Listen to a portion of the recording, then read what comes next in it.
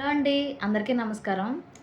ఈరోజు వీడియో టాపిక్‌లో నేను పేషెంట్స్ దగ్గర నుంచి మనం ఏదైనా చిన్న చిన్న గిఫ్ట్‌లు తీసుకోవచ్చా లేదా అని చెప్పాలనుకుంటున్నాను.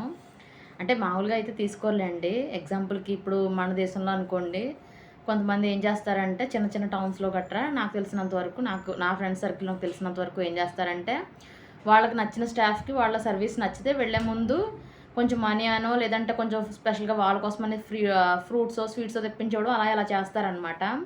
కానీ ఇక్కడ అలా ఇవ్వకూడదండి. అలా వాళ్ళు ఇవ్వకూడదు, మనం తీసుకోకూడదనమాట. వాళ్ళకి ఒకవేళ మన సర్వీస్ అంతగా నచ్చితే చాక్లెట్స్ లాంటివి కూడా వాటికి ఇంత రేట్ అని ఉంటదనమాట. దానికి దాటి వాళ్ళేమి కొనకూడదు స్టాఫ్‌కి.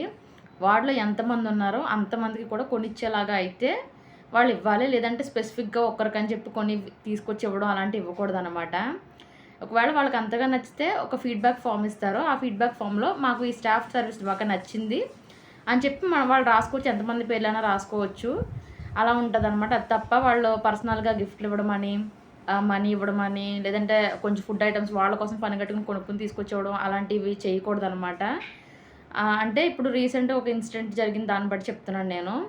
మా వార్డ్‌లో ఒక పేషెంట్ ఉన్నారు. ఆమెకి అంటే ఒక్కరికని కాదు, ఆమె అందరికీ కొన్నారు. నేను అందరికీ కొంటే ఏంటి ప్రాబ్లమ్ అనుకుంటారేమో. అందరికీ కొనేది ఏంటి అనంటే స్నాక్స్ లాంటివేమైనా అయితే కొంచెం తక్కువలో అందరికి వచ్చేలాగా ఇవ్వచ్చు గానీ, ఒక్కొక్కళ్ళకి $3 రేట్ పడేలాగా ఆమె చిన్న చిన్న కీ చైన్స్ అనమాట. $3కి ఏముంది అనుకోవచ్చు. కాకపోతే 36 మందికి కొంటే అది ఎక్కువ అమౌంటే కదా! సో, ఏం చేశారంటే ఆమె పాపం అందరికి కీ చైన్స్ కొనిచ్చి, షిఫ్ట్‌లో ఉన్న వాళ్ళందరూ ఒక్కొక్కళ్ళకి ఇస్తూ వచ్చారు. మాకు తెలీదు. అందరూ మా సీనియర్స్, మా ఇన్‌చార్జ్‌లు తీసుకున్నారు. వాళ్ళని చూసి మేము కూడా తీసుకున్నాం. తీసేసుకున్నాం, బానే ఉంది. తర్వాత మా సూపర్వైజర్‌కి తెలిసింది. సో, ఎవరెవరైతే తీసుకున్నారో అందరూ జాగ్రత్తగా తీసుకొచ్చి నా ఆఫీస్‌లో పెట్టేయండమ్మా, తీసుకోకూడదని చెప్పేసి మంచిగానే చెప్పారు. అంటే అదొక పాలిసీ అనమాట. ఇప్పుడు 36 మందికి దగ్గర దగ్గర ఒక $100 అయిపోతుంది కదండీ! అంతమంది కీ చైన్స్ కొనడం అంటే. మన డబ్బుల్లో దగ్గర దగ్గర $7,500 అనమాట. అంత రేటు పెట్టి వాళ్ళ చేత ఖరీదు చేసేవి మన వస్తువులు తీసుకోకూడదనమాట. అది పాలిసీ. దానివల్ల మా సూపర్వైజర్ వెనక్కి ఇచ్చేయమని చెప్పారు. దానివల్ల మేము కూడా వెనక్కి ఇచ్చేయాల్సొచ్చింది. అది మాత్రమే కాదండి. ఇప్పుడు కొంతమంది ఏం చేస్తూ ఉంటారంటే పేషెంట్స్ కొంచెం స్టాఫ్‌తో ఒకళ్ళిద్దరితో మంచిగా మాట్లాడి మంచి చేసుకొని, మాకు ఫుడ్ కొనుక్కురండి, నేను డబ్బులిస్తాను మీకు, కింద నుంచి హాస్పిటల్ ఫుడ్ నచ్చట్లేదు. హాస్పిటల్ కిందే ఫస్ట్ ఫ్లోర్‌లో ప్రతి హాస్పిటల్‌కి మాక్సిమం క్యాంటీన్ లాంటిది ఉంటదనమాట. ఒక చిన్న అన్ని రకాల ఫుడ్స్ దొరికేవి. ఇక్కడ కాపిటియం స్క్వేర్‌లని, కోఫూలని అంటారు వాటిని.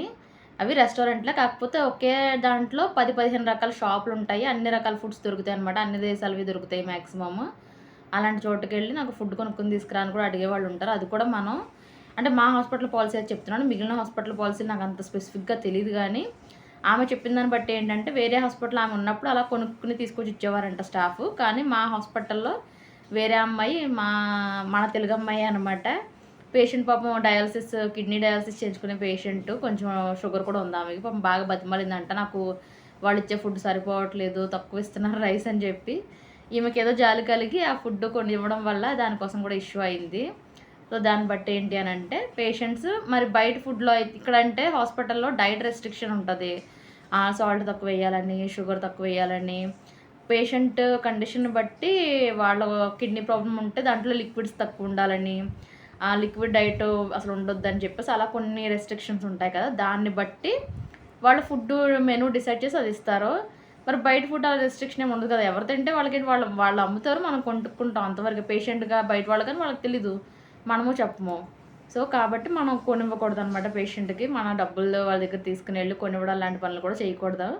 ఇలాంటివి కొన్ని కొత్త కొత్త పాలిసీలు అవి ఎప్పటి నుంచి ఉన్నాయి. నాకైతే ఇప్పుడే కొత్త కొత్తగా తెలుస్తున్నాయి. సో, ఇంత చిన్న విషయానికి కూడా ఇష్యూ అవ్వచ్చు. ఇష్యూ అంటే ఏముంది, మనం మళ్ళా ఫీడ్‌బ్యాక్ రాయడం అవన్నీ మనం తెలుసుకోవాలి కదా! అంటారు. అందరికి అన్నీ తెలిసుండాలని రూల్ లేదు. కానీ ఒక్కళ్ళు చేసే పొరపాటు వల్ల మిగిలినోళ్ళు దాన్ని బట్టైనా తెలుసుకోవాలి. ఈ రోజుకి ఈ వీడియోకి ఇంతే. ఈ వీడియో చివరి వరకు ఇప్పటి వరకు చూసారంటే నచ్చిందని అనుకుంటున్నాను. ఈ ఇన్ఫర్మేషన్ ఎవరికైనా మీ కొలీగ్స్‌కి ఎవరికైనా యూజ్‌ఫుల్ అనిపిస్తే షేర్ చేయండి. అలాగే నా ఛానెల్‌ని సబ్స్క్రైబ్ చేయండి. వీడియో పెట్టిన వెంటనే నోటిఫికేషన్ రావాలి కదా! Thank you for watching.